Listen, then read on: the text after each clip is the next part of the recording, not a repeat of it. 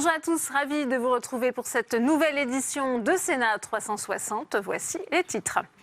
Notre-Dame-des-Landes, le jour d'après, la décision du gouvernement de ne pas construire d'aéroport dans cette zone laisse plusieurs questions en suspens, notamment en ce qui concerne l'avenir des zadistes. Les réactions des sénateurs dans cette édition. La réforme constitutionnelle se précise. Gérard Larcher a été reçu à Matignon par le Premier ministre Édouard Philippe avant de rendre publiques ses propres propositions mercredi prochain. Le détail à suivre. 35e sommet franco-britannique, Emmanuel Macron va tenter de renforcer l'axe Paris-Londres en plein Brexit et de renégocier les accords du Touquet. Ce matin, Theresa May a promis d'augmenter de 50 millions d'euros sa contribution financière à Calais. Le débat dans un instant. Et je vous rappelle que vous pouvez réagir à tous nos débats sur Twitter avec le hashtag Sénat 360. Pour m'accompagner cet après-midi, Tam Tranui, depuis la salle des conférences du Sénat. Le multiplex, c'est tout de suite.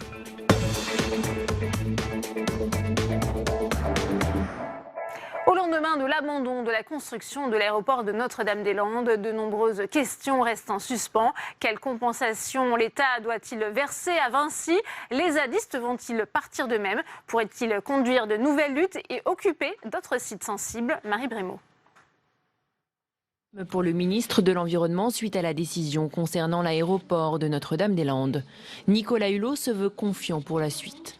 La seule obsession que nous avons maintenant, c'est de faire réussir une décision qui a été très difficile à prendre, mais qui est une décision honnêtement de sagesse, l'histoire le montrera, et une décision d'apaisement. Pour les zadistes, c'est une victoire historique.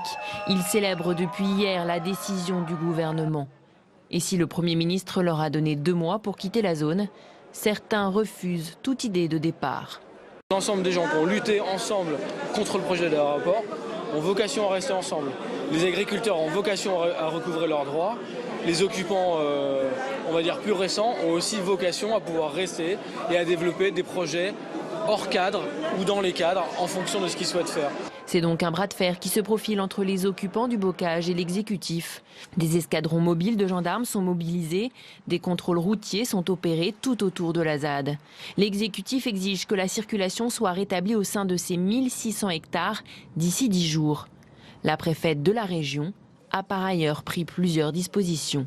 J'ai signé 5 arrêtés qui interdisent les pétards, les engins explosifs. Voilà, c'est simplement s'assurer, mais je pense que la décision qui a été annoncée devrait rendre le climat assez serein. Donc c'est simplement pour qu'on puisse y vivre normalement en sécurité. Le ministre de l'Intérieur a confirmé qu'il mobiliserait plusieurs milliers de policiers et gendarmes si nécessaire en cas d'évacuation. Et on va tout de suite retrouver Tam Tranui avec Guillaume Gontard, sénateur écologiste de l'Isère, pour une première réaction à cette décision du gouvernement qui a donc annoncé hier qu'il n'y aurait pas d'aéroport à Notre-Dame-des-Landes. Guillaume Gontard, bonjour. Bonjour. Vous appréciez donc la décision qui a été prise par le gouvernement de renoncer au projet d'aéroport de Notre-Dame-des-Landes. Est-ce que ce renoncement ne signifie pas aussi la victoire des zadistes et que ce type de contestation a de l'avenir ? Déjà, moi, je voudrais saluer justement cette victoire et puis surtout cette décision qui a été prise par le gouvernement et annoncée par le Premier ministre. Je pense que oui, c'est plein d'espoir, plein d'optimisme. C'est d'abord la victoire des paysans, des citoyens, des militants et puis des élus qui depuis 50 ans travaillent à montrer les aberrations qu'il peut y avoir dans ce projet et le fait qu'il pouvait y avoir une autre voie. Donc ça, je pense que c'est plutôt positif. Après, il n'y a pas réellement de danger là-dedans. Au contraire, on voit que c'est plutôt des mobilisations qui sont pacifistes, qui veulent faire entendre une voix, qui au départ sont effectivement des minorités. Et je pense que c'est plutôt, au contraire, le signe que le gouvernement réfléchisse à ça, à mieux entendre ces minorités qui sont beaucoup de choses à dire. Donc non, je pense que c'est plein d'optimisme pour l'avenir. Quel doit être pour vous l'avenir du site de Notre-Dame-des-Landes? Beaucoup évoquent un scénario type Larzac où l'État avait finalement redonné les terres à ceux qui les occupaient. Je pense qu'en tout cas, il y a à réfléchir, il y a à prendre le temps. Donc ça, j'ai apprécié aussi que le Premier ministre annonce effectivement qu'il allait avoir un temps de discussion et de concertation. Je pense que c'est quelque chose de positif. Et puis oui, il y a des terres, il y a les paysans, que je disais, qui sont quand même les premiers vainqueurs. Et puis des ZADistes, des personnes qui se sont installées là-bas, qui ont souvent innové, construit des choses. Et donc je pense qu'il faut discuter avec eux, avec les paysans, pour voir comment, vous avez parlé du Larzac, on pourrait imaginer de faire cette terre une terre à la fois d'innovation agricole. Je pense qu'il y a beaucoup à faire dans ce domaine. Est-ce que cela peut, selon vous, à cet événement, renforcer les convictions, voire les forces de, par exemple, d'autres zadistes? Je pense à une ZAD qu'il y a en Isère, par exemple à Roibon, l'Isère, votre territoire. Oui, bien sûr. Je pense que effectivement sur Roibon, où on a encore une fois des militants, des élus qui se battent depuis de nombreuses années et qui se battent souvent à juste titre. C'est pas se battre contre un projet, mais souvent pour faire entendre aussi qu'il faut qu'on fasse attention, on nous annonce le gouvernement, et puis à juste titre, sur la transition énergétique, sur le fait qu'il faut qu'on change notre fonctionnement, et bien là, de prendre en compte ces considérations écologiques. Sur Roibon, il y a toute la problématique de l'eau, qui est un vrai problème, et qui ne peut pas être nié. Donc heureusement qu'on a ces gens qui mettent le doigt là-dessus, et qui souvent arrivent à des victoires comme ça, et qui sont tout à fait justifiées. Un mot sur le signal politique adressé par l'exécutif. Est-ce que c'est la première grande victoire de Nicolas Hulot, selon vous ? En tout cas, ça fait un moment qu'on attendait un petit peu des preuves de l'intérêt qu'il pouvait avoir à être dans ce gouvernement. Je dirais que c'est le premier signal, qui est un signal fort, parce que je pense qu'effectivement, il a dû peser pour cette décision. Et je pense qu'il peut se faire entendre au sein du gouvernement, c'est plutôt une bonne chose. Mais encore une fois, je pense que c'est d'abord la victoire des militants et des paysans. Merci beaucoup Guillaume Gontard d'avoir répondu à mes questions. Merci à vous, Tam, pour cette première réaction. Les consultations se poursuivent à Matignon sur la réforme constitutionnelle. Ce matin, Édouard Philippe a reçu François de Rugy, le président de l'Assemblée, pour qui, je cite, il y a matière à aboutir à un consensus avec le Sénat. Gérard Larcher sera reçu, quant à lui, le 25. La veille, il aura présenté ses propres propositions. Clément Perrault. La révision constitutionnelle, voilà peut-être le dossier le plus sensible pour 2018 entre gouvernement, Assemblée et Sénat. Aujourd'hui à Matignon, Édouard Philippe a poursuivi en douceur les premières consultations. Pas question d'aborder d'entrée de jeu les sujets qui fâchent. C'est infiniment trop tôt au stade où nous en sommes. Nous avons répondu à une première invitation du Premier ministre. Nous en sommes là. Voilà. Tout le monde souhaite moderniser notre démocratie et faire en sorte que notre Constitution incarne cette modernisation. C'est ça l'objectif. Le Premier ministre le sait, la réforme sera difficile à mener. L'absence de majorité des 3/5 de parlementaires l'obligera à trouver des compromis, notamment avec les sénateurs républicains. Sur certains sujets, cela devrait se faire sans accroc. Par exemple, la suppression de la Cour de justice de la République, la réforme du Conseil supérieur de la magistrature ou encore la possibilité pour les anciens présidents de siéger à vie au Conseil constitutionnel. Mais sur d'autres dossiers, les négociations s'annoncent autrement plus épineuses. L'introduction d'une dose de proportionnelle aux législatives, le redécoupage des circonscriptions et la limite du cumul des mandats dans le temps. Ce point précis est qualifié de ligne rouge par les sénateurs républicains. La majorité déjà cherche à calmer le jeu. Il me semble que c'est une position raisonnable et qui était plutôt attendue. Après, on peut comprendre ce que dit le Sénat, mais je pense que ça ne délie rien de la capacité à représenter les territoires et ne délie rien de la capacité démocratique que peuvent exercer les citoyens. Donc il faut qu'on engage le débat, mais ça, on ira essayer d'en parler avec eux. On le voit, les parlementaires sont encore bien loin de lâcher les coups, mais le calendrier affiché est rapide. L'exécutif veut présenter un texte dès février-mars et le faire adopter avant l'été. Dans le reste de l'actualité aujourd'hui, le coup d'envoi des états généraux de la bioéthique. Le débat aura lieu dans toute la France jusqu'au printemps, avant une révision de la loi. Et les thèmes sont nombreux, recours aux mères porteuses, levée de l'anonymat pour les dons de gamètes, mais aussi la question de la fin de vie. Jérôme Rabier. 6 mois de débat partout en France pour évoquer des sujets qui risquent de faire polémique. Et c'est le Comité consultatif national d'éthique qui est chargé d'organiser ces 6 mois d'échange avec les citoyens. Au menu des discussions, des thèmes sensibles comme la PMA, la GPA ou encore la fin de vie. Sur la procréation médicalement assistée ouverte aux couples de femmes et aux femmes seules, Emmanuel Macron comme le comité ont émis un avis favorable. Position présidentielle contraire en revanche sur la gestation pour autrui. La fin de vie n'est pas prévue dans la future loi car elle a déjà fait l'objet d'un texte à part en 2016. Mais cela n'empêchera pas les débats sur les questions de l'euthanasie ou du suicide assisté. Autre grand sujet prévu, les progrès de la science en matière de travail sur les cellules ou le génome. Seront notamment abordés le diagnostic préimplantatoire fait sur des cellules issues d'embryons pour détecter dès les premiers jours des anomalies chromosomiques ou génétiques. Les tests génétiques et la médecine prédictive seront aussi traités. La modification du génome, technique encore toute nouvelle et dont les opposants dénoncent le risque d'eugénisme, sera également abordée.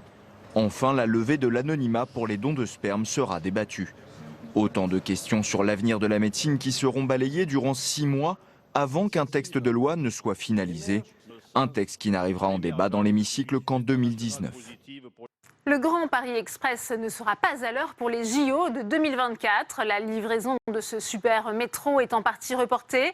Elisabeth Borne, la ministre des Transports, l'a confirmé aux sénateurs en séance. De son côté, la Cour des comptes dénonce un dérapage financier. Audrey Vuettaz. La facture prévisionnelle du Grand Paris Express s'envole. Dans un rapport, la Cour des comptes tire la sonnette d'alarme. Le supermétro coûterait en réalité 38,5 milliards d'euros, soit 13 milliards d'euros de plus que ce qui était annoncé en 2013. Les raisons ? Un chantier pharaonique le plus grand d'Europe, avec 200 km de voies, 68 nouvelles gares et un calendrier très serré. Puisqu'en théorie, tout doit être prêt pour les JO 2024. C'était l'une des promesses de la ville de Paris pour obtenir les Jeux. Les engagements pris pour l'obtention de leur organisation ont eu pour effet de concentrer l'attention de la Société du Grand Paris davantage sur le respect des délais que sur celui des coûts. À ce rythme, la dette du projet ne serait remboursée qu'en 2084, insoutenable pour les finances publiques. Alors le gouvernement a pris la main. Mardi, devant le Sénat, la ministre des Transports a tranché. Le projet sera bien mené à son terme, mais pas dans les délais prévus. Des délais très ambitieux ont été annoncés. Des délais dont je ne pense pas qu'on puisse dire qu'ils sont réalistes quand on voit la complexité de construire 200 km de métro automatique en souterrain largement, dans le sol très compliqué du bassin parisien. Dans les prochaines semaines, le gouvernement devrait présenter un calendrier plus réaliste donc. D'après les premières fuites, il est très probable que la ligne 17, qui traversera la Seine-Saint-Denis, ne voit pas le jour avant 2025, soit 1 an après les Jeux. En théorie, cette ligne devait pourtant relier le village olympique à plusieurs sites de compétition. Et on continue les réactions avec vous, Tam Tranui. À vos côtés, le sénateur Les Républicains de l'Essonne, Jean-Raymond Hugonet. Oui, Jean-Raymond Hugonet, avez-vous été surpris par l'ampleur des critiques du rapport de la Cour des comptes à propos du Grand Paris Express, la Cour des comptes qui fustige des délais intenables et le dépassement de budget? Écoutez, surpris, non, pas forcément, parce que on lit toujours avec attention les rapports de la Cour des comptes. En revanche, je suis surpris de ce qui est fait autour de ça et de la communication qui est faite autour de ça. Parce que est-ce qu'on l'utilise? Est-ce qu'on en avait besoin? Et est-ce qu'on répond à la question? Est-ce que pour vous, le Grand Paris Express est absolument nécessaire, indispensable pour relier les banlieues les unes aux autres et puis désengorger le réseau francilien? Poser la question, alors c'est une évidence. On ne peut pas parler, en ce qui me concerne, je suis parlementaire de l'Essonne, donc francilien, on ne peut pas parler du plateau de Saclay et venir, comme l'a fait le président de la République le 25 octobre dernier, nous dire qu'il ne ferait rien qui contrarierait le projet et l'avènement du plateau de Saclay et prendre de telles décisions. Sincèrement, ce n'est pas sérieux. Qu'on découvre qu'un projet, initialement, on est parti vers 2007, qu'on ait des budgets plus importants, qui va croire une seule seconde que dès le départ, on a cru et entériné les montants qui nous ont été donnés? Oui, le dérapage de 13 milliards d'euros, pour vous, eh bien, il était prévisible? Alors, je n'aime pas le mot dérapage de 13 milliards d'euros, parce que là, ça veut dire que les élus sont irresponsables. Dès le départ, on sait que c'est sous-estimé. Donc, ce n'est pas un dérapage, c'est sous-estimé dès le départ. La question centrale, c'est est-ce que c'est vraiment fondamental? Oui. Le transport est absolument central et fondamental. On ne peut pas avoir d'un côté un État qui nous demande de construire avec des maires bâtisseurs et de ne pas savoir comment on va déplacer les gens. Aujourd'hui, rendez-vous compte que ce qui dessert déjà le plateau de Saclay, prenez la ligne B du RER, c'est un désastre. La ligne D, je n'en parle pas. Donc on a déjà un retard considérable. Aujourd'hui, il faut prendre la mesure de ce problème.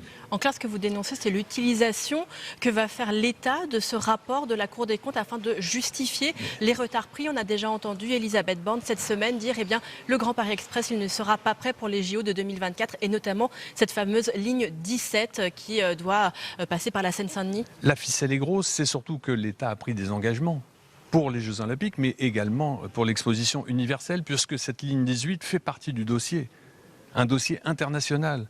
Quelle est la crédibilité de la France de se dédire après ? Vous le regrettez donc et vous pensez que c'est plus qu'un gros caillou dans la chaussure de ce projet des JO et de l'exposition universelle ? Alors non seulement je le regrette, 2, je le déplore car c'est une catastrophe pour le plateau de Saclay. Et 3, encore une fois, ça va dans le sens inverse de ce qu'a déclaré le président de la République quand il est venu en Essonne sur le plateau de Saclay le 25 octobre 2017. Une toute dernière question, est-ce qu'il y a selon vous un problème de gouvernance au niveau de la société du Grand Paris ? C'est ce que dit le rapport. Cela paraît une évidence. Merci beaucoup Monsieur Gonnet d'avoir répondu à mes questions. Merci à vous. Merci à vous, Tam. En plein Brexit, la première ministre britannique Theresa May accueille le président français Emmanuel Macron pour le 35e sommet franco-britannique. Une rencontre bilatérale dominée par les questions de défense et de sécurité, mais aussi les accords du Touquet. Samia Dechir. Pendant sa campagne, Emmanuel Macron avait promis de les remettre à plat. Les accords du Touquet datent de 2004. Signés entre la France et le Royaume-Uni, il devait permettre de renforcer la lutte contre l'immigration illégale. Ces accords autorisent la police anglaise à effectuer des contrôles sur le sol français. La frontière britannique s'est donc de fait délocalisée en France et plus précisément autour de la ville de Calais. Face à l'afflux de migrants dans le Calaisis, la France a donc longtemps réclamé la révision de cet accord, appelant les Britanniques à prendre leurs responsabilités. Avec le nouveau traité signé aujourd'hui entre Theresa May et Emmanuel Macron, la Grande-Bretagne devrait prendre de nouveaux engagements. Sur la question des mineurs isolés étrangers d'abord, les Britanniques devraient s'engager à en accueillir davantage. Une centaine se trouveraient encore à Calais. Sur les regroupements familiaux des migrants vers le Royaume-Uni ensuite, qui devraient s'accélérer. Concernant les demandes d'asile, les Britanniques devraient s'engager à les traiter dans des délais plus courts. La Grande-Bretagne promet également une enveloppe de 50,5 millions d'euros pour aider à la sécurisation du port de Calais. Plusieurs concessions donc, mais il n'y aura pas au final de remise à plat de l'accord. La frontière britannique restera bien en France. Et Nora Hamadi, spécialiste des questions européennes pour Public Sénat, nous a rejoint. Bonjour Nora. Bonjour Merci Delphine. d'être avec nous. On vient d'entendre Samia Dechir sur cette question sensible des accords du Touquet. On sait que depuis leur signature, c'était en 2003 par Nicolas Sarkozy, eh bien, ils n'en finissent plus de faire polémique. Effectivement, Delphine, on se souvient à l'époque, Nicolas Sarkozy pouvait-il présager que la pression migratoire, année après la fermeture du centre de Sangatte en 2002, allait à ce point s'amplifier dans le Calaisis, au plus fort de la jungle. On s'en souvient, plus de 10 000 migrants étaient en attente de passage de cette frontière franco-britannique, donc sise à Calais, par ce traité. Donc de facto, la Grande-Bretagne, qui n'est pas dans Schengen, sous-traite la gestion de cette frontière et la sécurisation de cette frontière extérieure de l'Europe à la France. Une sous-traitance qui a un coût financier sur les structures, sur les forces de l'ordre mobilisées, mais aussi un coût politique. Et on le voit depuis plusieurs années, Calais, le Calaisis supporte depuis bien trop longtemps cette pression migratoire. Et la région et sa jungle sont devenues, bien malgré elles, symbole un petit peu des errements de la politique migratoire de la France et plus largement de toute l'Union européenne. De fait, il a été souvent question de remettre en cause ce traité. C'est un souhait et une demande récurrente de la part des élus des Hauts-de-France. On pense à Xavier Bertrand ou à Natacha Bouchard, qui est maire de Calais. Emmanuel Macron lui-même, lors du dernier sommet franco-britannique en mars 2016, David Cameron à l'époque et François Hollande avaient été de sa petite menace dans les colonnes du Financial Times.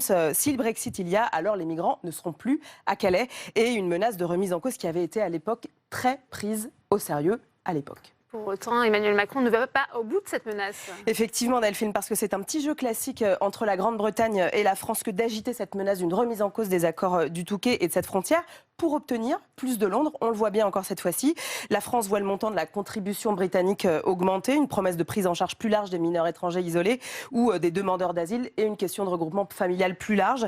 De plus, à l'heure de la négociation du Brexit, Theresa May est déjà extrêmement affaiblie. Il ne faut peut-être pas non plus tirer sur une ambulance à l'heure où, malgré le départ de la Grande-Bretagne, c'est quand même un allié stratégique qu'il ne faudrait pas humilier. On a besoin des Britanniques sur des questions stratégiques, je le disais, notamment sur les questions militaires. On attend des Britanniques potentiellement un engagement dans le Sahel. Donc il n'est pas aujourd'hui de bonne figure en fait que d'aller humilier Theresa May.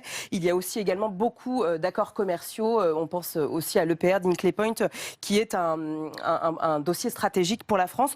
En somme, personne n'a intérêt à braquer Londres et on espère plutôt revoir la question de Schengen à un niveau plus large, c'est-à-dire à un niveau européen. Merci beaucoup Nora pour toutes ces précisions. On va continuer le débat sur ce 35e sommet franco-britannique avec mes invités. C'est tout de suite.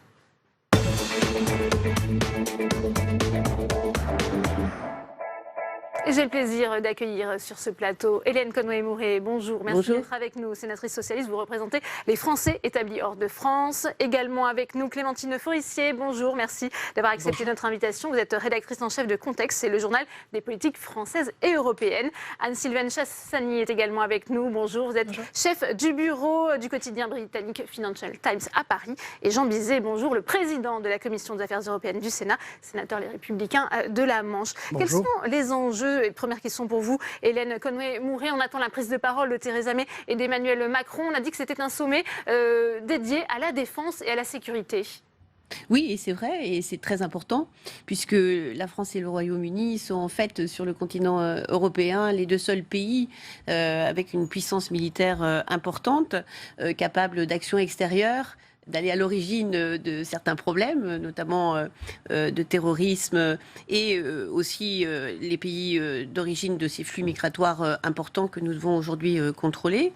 Et puis, bien sûr, ce sont deux nations qui ont intérêt, je crois, à un moment où le Royaume-Uni s'éloigne de l'Union européenne, de renforcer les accords bilatéraux et de travailler main dans la main, notamment sur des questions qui nous intéressent de défense et de sécurité, mais pas seulement cela. Ce contexte de Brexit, Jean Bizet, il est favorable à Emmanuel Macron pour renforcer l'axe Paris-Londres? Aujourd'hui, soyons pragmatiques et réalistes, il est l'homme fort de l'Europe, compte tenu que la chancelière est en négociation avec son partenaire, la SPD, pour avoir un programme de coalition qui semble se dessiner. Mais c'est vrai que Emmanuel Macron est en position de force. Avec un petit peu d'humour non britannique, je dirais que depuis que les Anglais ont annoncé qu'ils quitteraient l'Union, en matière de défense, ça ne s'est jamais aussi bien passé, puisque il y a des décisions qui ont été prises que les Anglais avaient bloquées jusqu'à maintenant. Donc je ne peux me réjouir que de tout cela, parce que c'est vrai, il y a en Europe deux armées qui comptent, l'armée française et l'armée anglaise. Et leur présence, tant en hommes qu'en matériel au Sahel, est fondamentale. Anne-Sylvaine Chassani, on sait qu'Emmanuel Macron devrait proposer à Theresa May de faire partie de cette initiative européenne d'intervention. C'est ce qu'il avait dit lors de son discours à la Sorbonne. Là, elle ne peut que saisir cette main tendue par le chef de l'État français. Oui, je crois que Theresa May, comme vous le disiez, a plutôt intérêt à montrer que malgré le Brexit, les relations, notamment sur la défense et la sécurité, avec la France, continuent de perdurer et peut-être même se renforcent, étant donné la menace terroriste. Donc, elle va sûrement dire qu'elle est favorable à envisager une contribution à l'initiative européenne d'intervention du président Macron, même si c'est encore assez vague. En fait, ça va pas être un truc, ça va pas être une initiative de l'Union européenne, ça va être quelque chose d'un peu plus large. Bon, elle va aussi être, elle va avoir à même aussi à montrer qu'elle contribue opérationnellement, de manière opérationnelle, avec du matériel, notamment dans le Sahel. Voilà, donc c'est un peu ça son intérêt aujourd'hui, de montrer à son opinion publique que malgré le Brexit, il y a quand même encore une relation très forte avec le continent. Elle a l'opinion publique anglaise avec elle sur ces points, Clémentine Forissier, notamment sur le déploiement, ce que disait à l'instant Anne-Sylvaine Chassani, d'un appui français au Sahel. Je pense que sur ces sujets-là, elle a peut-être plus l'opinion publique avec elle que sur les sujets migratoires qui sont, même si on a tendance à un peu tout mélanger, parce qu'on parle des sujets migratoires en mêlant indifféremment les migrations intra-européennes et les migrants à Calais, qui sont souvent des réfugiés, voilà, qui est un sujet plus délicat à aborder très clairement. Mais ce qui est intéressant aussi, c'est de voir que les Français arrivent quand même en force lors de ce sommet. Il y a 7 ministres qui accompagnent le président Macron. Nous aussi, on a des intérêts à défendre. C'est un partenaire commercial hyper important. Il y a tout un tas de sujets, notamment sur la question de Ratom, par exemple. On voit que la secrétaire d'État Brune Poirson est présente dans la délégation. Donc il y a aussi, côté français, des choses à défendre et on a intérêt quand même à préserver un peu cette relation dans le contexte du Brexit. Ouais. D'autant que les relations entre Theresa May et Donald Trump ne sont pas au beau fixe. Hélène Conway-Mouret, on sait qu'il a annulé sa visite qui était prévue à Londres, justement. Oui, absolument. Je crois qu'il y a un contexte international aujourd'hui qui favorise la France. Et vraiment, il serait idiot de ne pas profiter justement de cet alignement des planètes qui nous est très favorable. Aujourd'hui, cela a été rappelé au niveau européen. Aujourd'hui, il n'y a pas de véritable leader.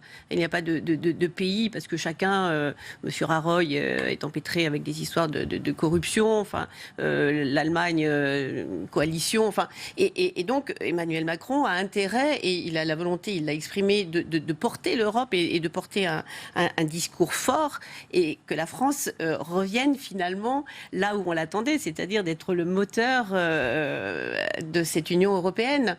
Donc je crois qu'on a tout intérêt aujourd'hui, en effet, à renforcer cette relation bilatérale, parce que d'abord, nous avons beaucoup de citoyens français, je les représente, qui vivent au Royaume-Uni, des intérêts commerciaux, et puis quand même, pour les questions de défense et de sécurité, le Royaume-Uni est absolument incontournable. Alors là, on a en effet un Royaume-Uni qui ne peut plus se reposer sur son partenaire idéal qu'étaient les États-Unis, qui, notamment en matière de défense, finalement, avait cette intimité de relations qui faisait que le Royaume-Uni préférait regarder de l'autre côté de l'Atlantique plutôt que du côté européen, en matière de défense notamment. Donc voilà, je crois qu'il faut vraiment profiter de cet alignement des planètes et être volontaire, avoir une action volontaire. C'est ce que le président Macron porte aujourd'hui. Écoutez, moi je pense qu'il faut être extrêmement pragmatique là encore. Quel que soit, je dirais, l'après-Brexit, il y aura un accord de libre-échange. On ne sait pas s'il sera tout à fait celui qui a été conclu avec le Japon, avec la Corée ou avec, je dirais, le Canada. Parce que nos amis anglais, si tant est qu'on puisse décrypter un petit peu ce qu'ils souhaitent, c'est pas facile. Leur interlocuteur unique, M. David Davis, y perd également un petit peu son anglais, si je puis dire. Mais il y aura forcément des partenariats sur un certain nombre de politiques sectorielles ou d'actions, que ce soit dans la défense, dans la sécurité, dans l'énergie, sur l'automobile, sur la pêche, etc. Il faudra qu'il y ait des accords. Ceci étant, il faut que la chose soit claire. Ce sont nos amis anglais qui ont voulu partir. Il est hors de question d'avoir, je dirais, la moindre faiblesse en ce qui concerne le marché unique, en ce qui concerne l'union douanière, en ce qui concerne l'éventualité qui avait été évoquée à un moment donné de faire que nos amis anglais fassent du dumping fiscal, social, environnemental. Et moi, je me réjouis que sous l'impulsion du président Juncker, l'Union européenne n'a jamais été aussi active dans la mise en place et dans la négociation d'accords de libre-échange. On est en train de commencer à négocier avec la Nouvelle-Zélande et l'Australie. Alors, il appartient aux États membres et à la France en particulier d'être extrêmement vigilante et de bâtir en quelque sorte un cahier des charges, parce qu'il y a des secteurs très fragiles, très sensibles. Mais on voit bien que côté Atlantique, le repli protectionnisme des États-Unis fait qu'il y a un vide, et le vide est aujourd'hui rempli par l'Union européenne.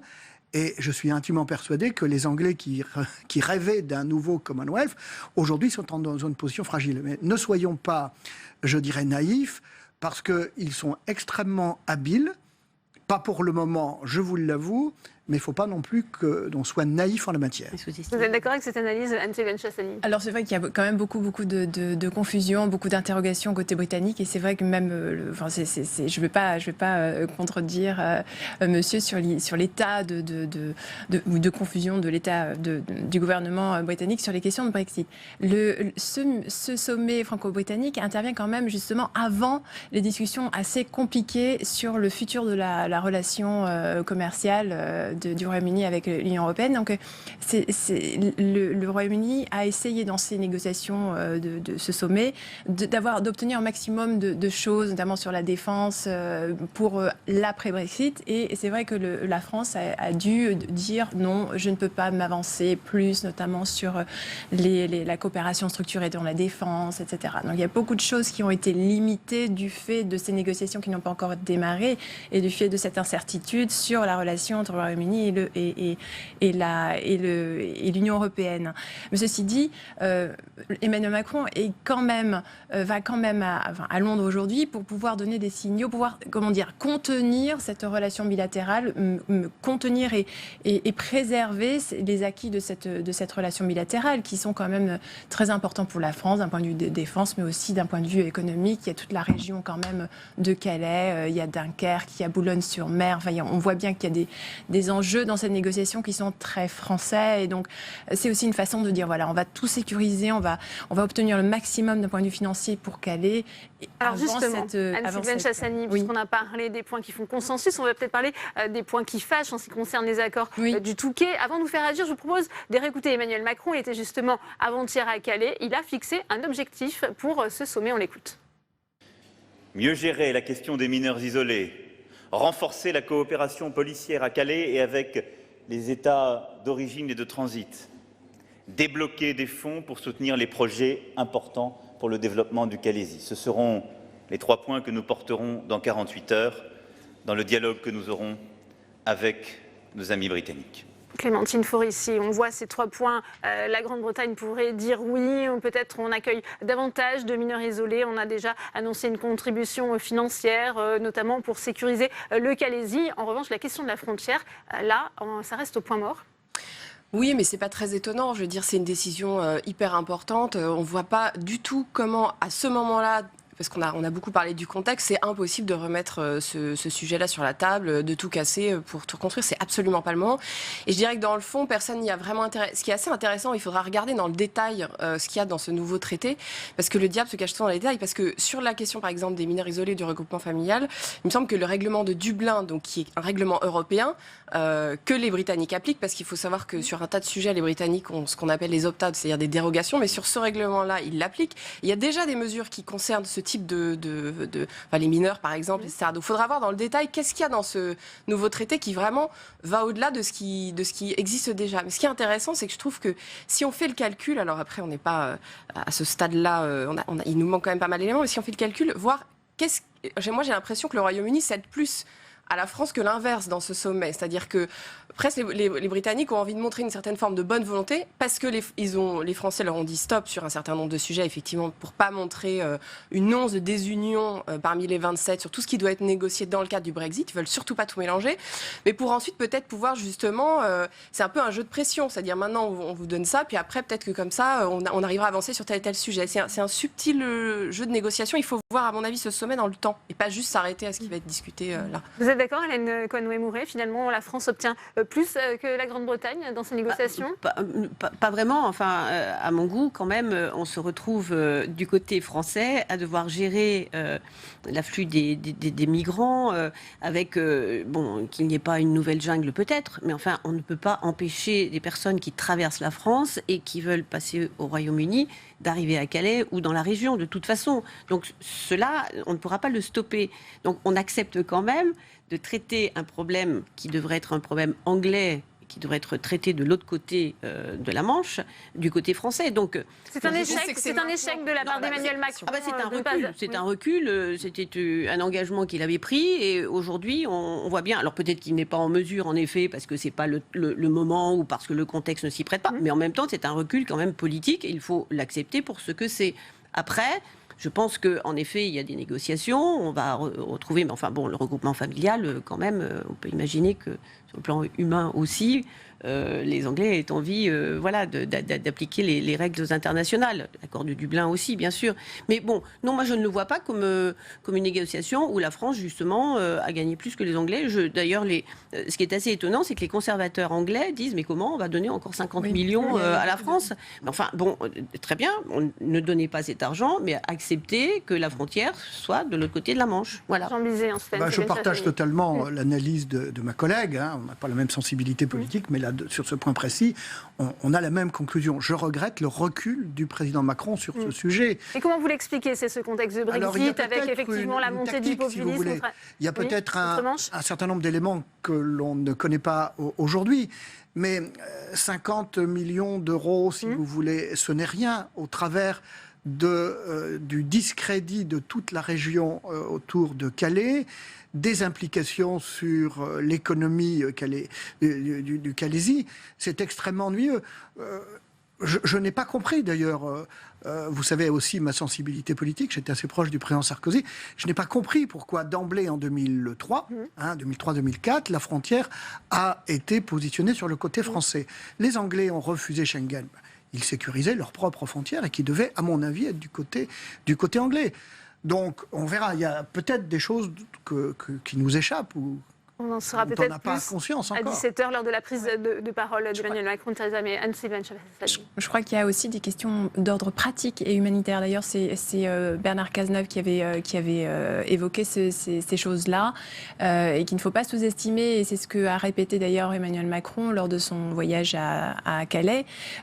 Concrètement, si vous laissez passer, vous permettez ces migrants de traverser la Manche et de se retrouver à Douvres pour passer la frontière britannique, ça pose d'énormes problèmes humanitaires. Qu'est-ce que vous faites?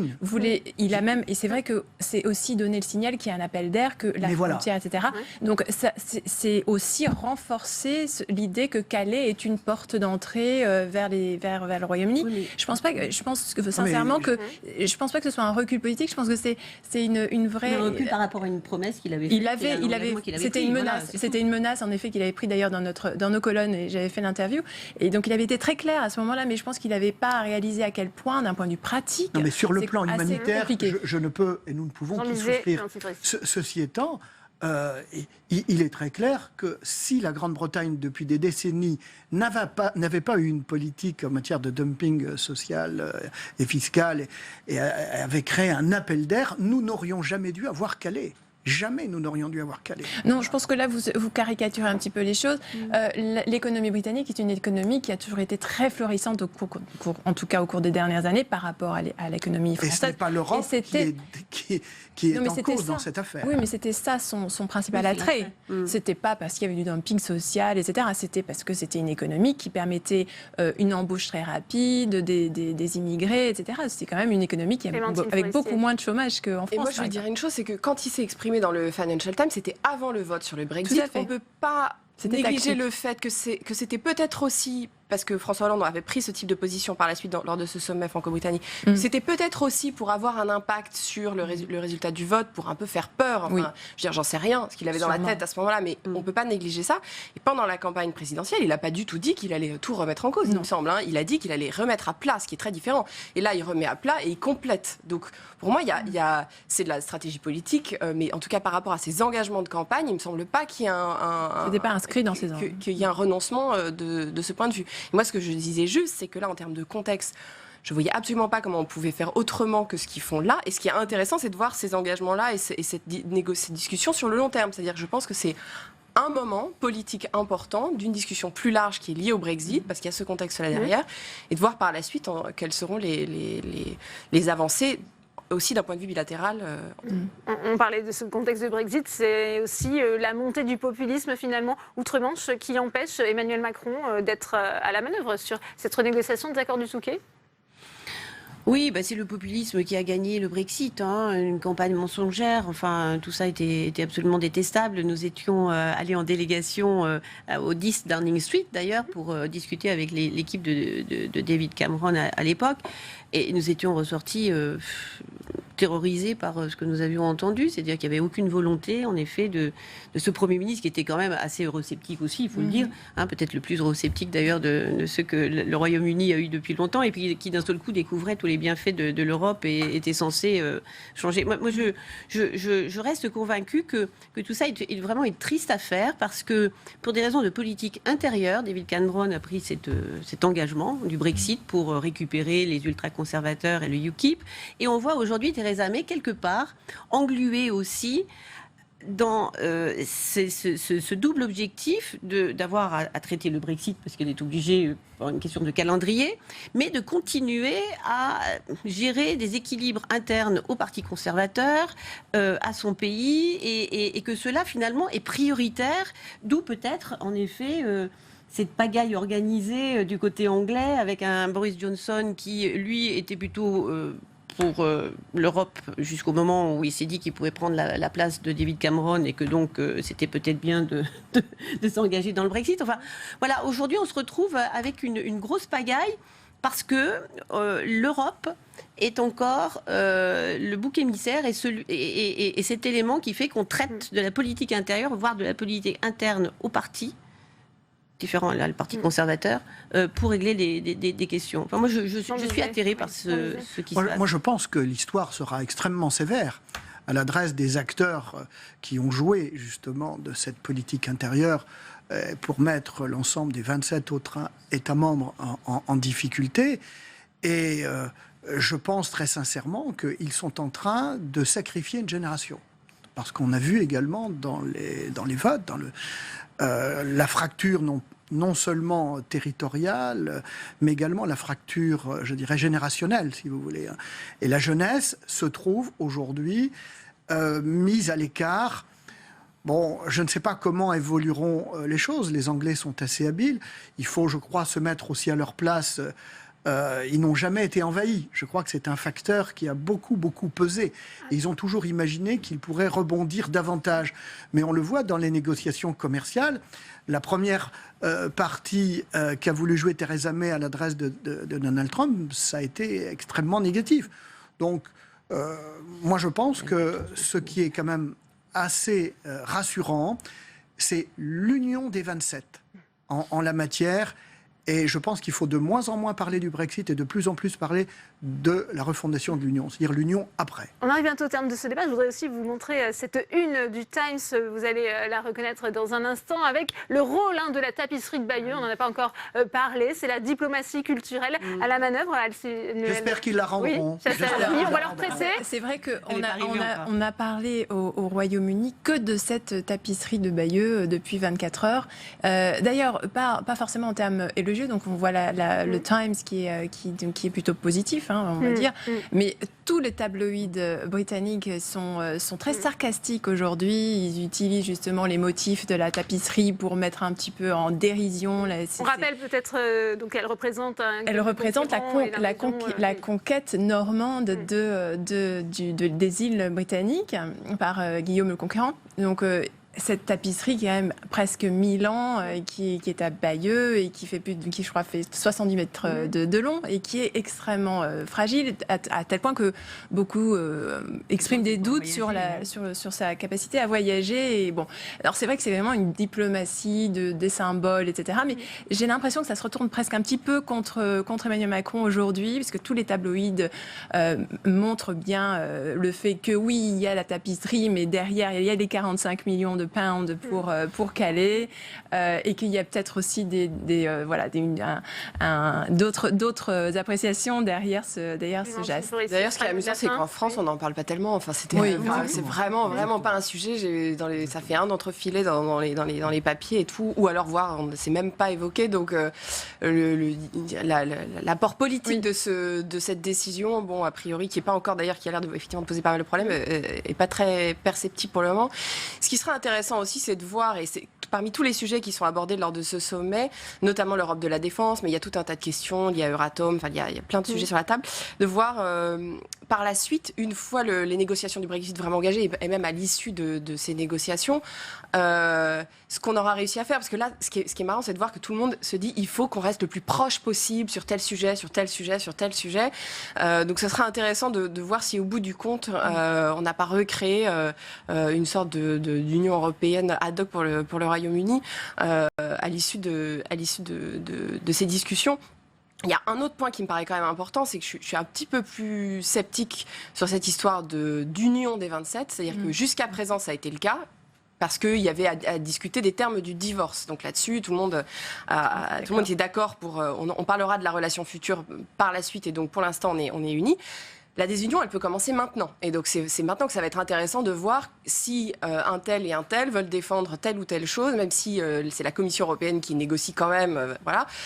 Les enjeux sont vraiment maintenant. Et je pense que, à mon avis, le Brexit peut avoir un impact très très dur pour le Royaume-Uni dans les années à venir, mais il ne faut pas non plus que les Européens perdent de vue les raisons qui ont fait que le Royaume-Uni a voté contre l'Europe. Et je pense que si on oublie ça, on se cache les yeux sur le désamour qui existe quand même, ou l'incompréhension qui existe quand même dans la tête de pas mal de la population en Europe, sur l'Union européenne. Eh bien, merci. Merci Clémentine Forissier. Merci à vous, Hélène Connemouret. Merci Jean Bizet. Merci Anne-Sylvaine Chassani. Merci. Dans le reste de l'actualité, aujourd'hui, les consultations qui se poursuivent à Matignon sur la réforme constitutionnelle. Ce matin, Édouard Philippe a reçu François de Rugy, le président de l'Assemblée nationale, pour qui un consensus pourrait aboutir avec le Sénat sur ce thème. Gérard Larcher sera reçu le 25. La veille, il aura lui-même rendu public ses propres propositions en la matière. Clément Perrault. La révision constitutionnelle, voilà peut-être le dossier le plus sensible pour 2018 entre gouvernement, Assemblée et Sénat. Aujourd'hui à Matignon, Édouard Philippe a poursuivi en douceur les premières consultations. Pas question d'aborder d'entrée de jeu les sujets qui fâchent. C'est infiniment trop tôt au stade où nous en sommes. Nous avons répondu à une première invitation du Premier ministre. Nous en sommes là. Voilà. Tout le monde souhaite moderniser notre démocratie et faire en sorte que notre Constitution incarne cette modernisation. C'est ça l'objectif. Le Premier ministre le sait, la réforme sera difficile à mener. L'absence de majorité des 3/5 de parlementaires l'obligera à trouver des compromis, notamment avec les sénateurs républicains. Sur certains sujets, cela devrait se faire sans accroc. Par exemple, la suppression de la Cour de justice de la République, la réforme du Conseil supérieur de la magistrature ou encore la possibilité pour les anciens présidents de siéger à vie au Conseil constitutionnel. Mais sur d'autres dossiers, les négociations s'annoncent autrement plus épineuses. L'introduction d'une dose de proportionnelle aux législatives, le redécoupage des circonscriptions et la limite du cumul des mandats dans le temps. Ce point précis est qualifié de ligne rouge par les sénateurs républicains. La majorité déjà cherche à calmer le jeu. Il me semble que c'est une position raisonnable et qui était plutôt attendue. Après, on peut comprendre ce que dit le Sénat, mais je pense que ça ne délie rien de la capacité à représenter les territoires et ne délie rien de la capacité démocratique que peuvent exercer les citoyens. Donc il faut qu'on engage le débat, mais ça, on ira essayer d'en parler avec eux.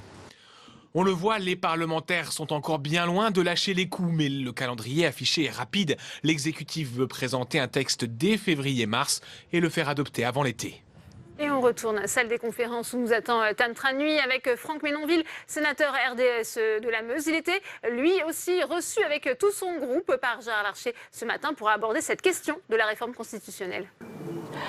Oui, Franck Menonville, votre groupe s'est entretenu ce matin avec le président du Sénat, Gérard Larcher, avant qu'il soit reçu à Matignon par Édouard Philippe sur la question de la révision constitutionnelle. Qu'est-ce que le président du Sénat vous a dit sur ce sujet ? Alors, tout d'abord, vous dire que l'échange a été riche, notamment effectivement sur la réforme constitutionnelle, mais aussi sur d'autres sujets d'actualité. Donc de nombreuses convergences existent bien évidemment entre le président du Sénat et le groupe RDSE. On a la même vision du Parlement, on a la même vision et intérêt du bicamérisme dans notre République. Et donc c'est sur ces bases-là que nous avons échangé ce matin, notamment le poids des départements ruraux dans cette perspective de réduction du nombre de parlementaires, députés et sénateurs. Un sujet qui nous est cher aussi, c'est les périmètres et les circonscriptions électorales des députés et des sénateurs. Nous souhaitons que demeure la circonscription électorale départementale. Et puis, comme je vous le disais, avec un poids minimum de un sénateur et d'un député par département, c'est bien le minimum, et surtout de tenir compte effectivement des départements les moins peuplés, notamment en matière de Sénat, ne pas bouger. Nous lui avons exposé la volonté que nous avons de ne pas faire évoluer les sénateurs élus au scrutin uninominaux, c'est-à-dire les départements ayant 1 ou 2 sénateurs, qu'ils restent comme ils le sont aujourd'hui. Est-ce qu'il a également été question de non-cumul des mandats dans le temps? On sait que c'est également l'une des lignes rouges de Gérard Larcher. Voilà. Alors, le groupe RDSE sur la question est effectivement relativement sur la même longueur d'onde que le président du Sénat, c'est-à-dire que nous souhaitons, en matière qu'il y ait un delta entre les successions possibles de mandats, et notamment dans des mandats d'ordre local, des petites collectivités, etc., ne soit pas concerné par cette limitation des successions de mandats. On n'est pas hostile, par contre, nous, à ce qu'il y ait limitation de 3 mandats de parlementaires au sein des 2 assemblées consécutifs. Est-ce que vous êtes optimiste sur le fait que cette révision constitutionnelle puisse aboutir? On a vu le dialogue se tendre entre l'Assemblée nationale et le Sénat, notamment François de Rugy, qui a averti que le Sénat ne devait pas montrer un blocage quelconque. Non, mais le Sénat ne souhaite, je pense, pas de blocage, mais souhaite trouver une position d'équilibre entre l'Assemblée et le Sénat. On souhaite être respecté dans ce débat sur la réforme constitutionnelle. Et je pense qu'il en va de même des députés. Il faut qu'on essaye de travailler ensemble dans l'intérêt général, et surtout avec une vision effectivement partagée de devoir aussi ajuster un certain nombre d'évolutions de notre Constitution qui est nécessaire et qui, dont le président de la République s'est engagé. Et nous, sur ce sujet-là, on est aussi partie prenante pour aller de l'avant. Donc vous restez optimiste sur le fait que ça puisse arriver? Je suis optimiste, voilà. Merci beaucoup Franck Menonville d'avoir répondu à mes questions. Merci à vous, Tam, pour cette nouvelle réaction. Quand Polytechnique se déplace en banlieue, des étudiants de la prestigieuse école ont choisi d'effectuer leur service civil dans des lycées de Seine-Saint-Denis auprès d'élèves en difficulté. Un soutien scolaire bienvenu qui pourrait par ailleurs susciter des vocations. Reportage de Cécile Sixou. Avec leur dégaine de lycéens, Adrien et Mathieu pourraient passer pour des élèves du secondaire. Mais à 17 et 19 ans, les 2 jeunes hommes sont en réalité étudiants dans l'une des plus prestigieuses écoles d'ingénieurs, Polytechnique.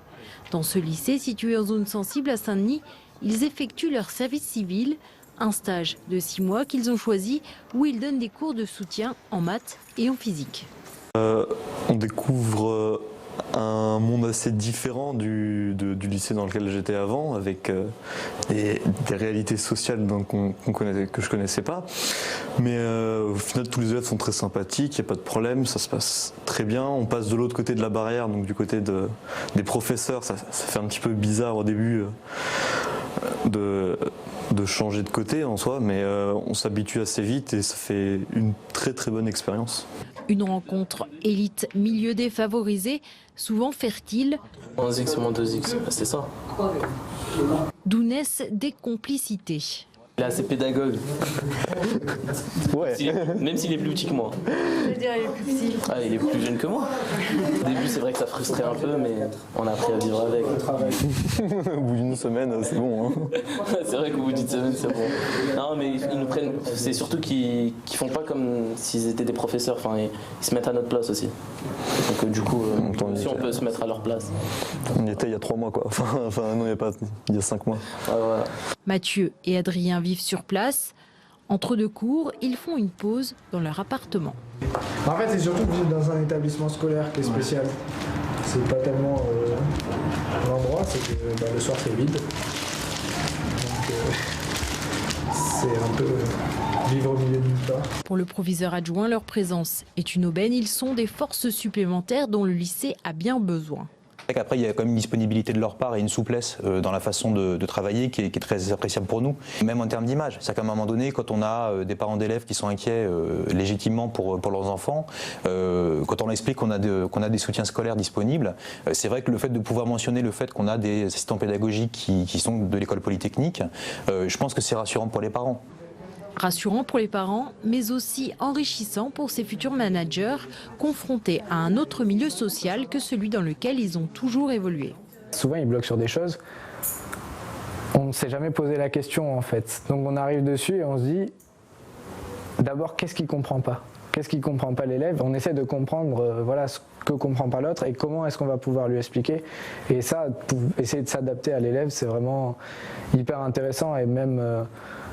plus tard professionnellement, on est amené à avoir des postes de direction et tout ça, pouvoir adapter sa manière de diriger à l'employé qu'on a en face et comprendre les problèmes auxquels il fait face, c'est ce qu'il y a de plus important pour être un bon manager. S'ouvrir l'esprit et prendre conscience d'autres réalités sociales.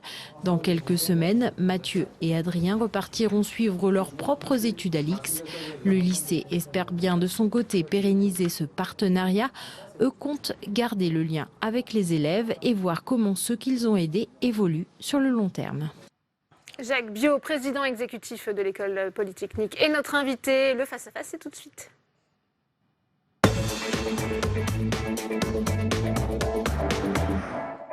Bonjour Jacques Biot. Bonjour Xavier Yarojek. Bonjour, vous dirigez un Polytechnique depuis presque 5 ans et vous êtes le premier président civil de cette école. Qu'est-ce que ça change de venir du privé pour diriger une école comme Polytechnique ? C'est une réforme qui était très attendue par les enseignants-chercheurs en particulier et qui a transformé l'école Polytechnique en une véritable université comparable aux grandes universités internationales. Alors vous parlez d'une réforme qui a été initiée, la réforme de l'école polytechnique qui a été initiée en 2015, c'est ça, par 2013 même, 2013, Jean-Yves Le Drian. 2013, pour moderniser l'école. Voilà.